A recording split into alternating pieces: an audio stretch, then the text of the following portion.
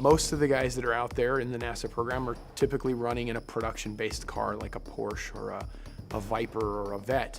And jumping into a car like this is maybe a bit daunting, a bit exotic. So we actually tried to identify a number of the things that we could do to speak to those concerns. And one was the fact that maintenance costs are typically foreseen as a lot more rigorous in a car like this.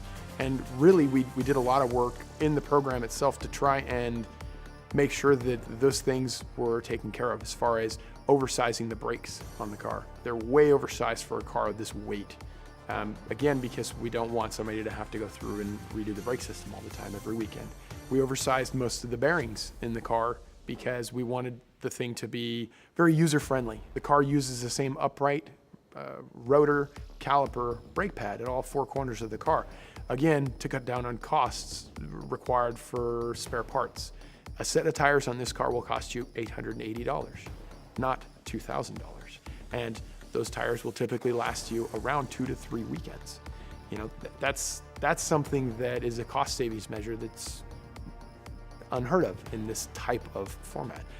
You've got a number of other things that were designed into the car that really focused on user accessibility. You can take the entire bodywork of the car, with the exception of the roof, off in 15 minutes.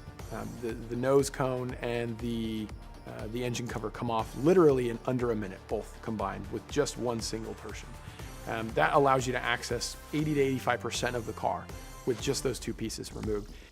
Elan actually worked really hard on trying to identify a lot of the things that could go into making the car more user-friendly, as far as jack stands and quick jacks and things of that nature, because you can't just pop down to your local hardware store and pick up a jack for this thing.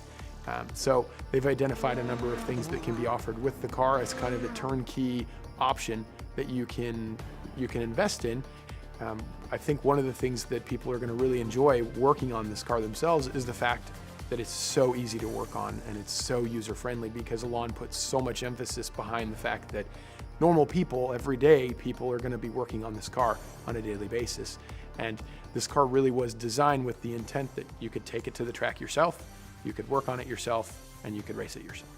So that's really one of the key differences that went into this car and the design of it and the philosophy behind it, because there hasn't been anything before it that was designed around that intent.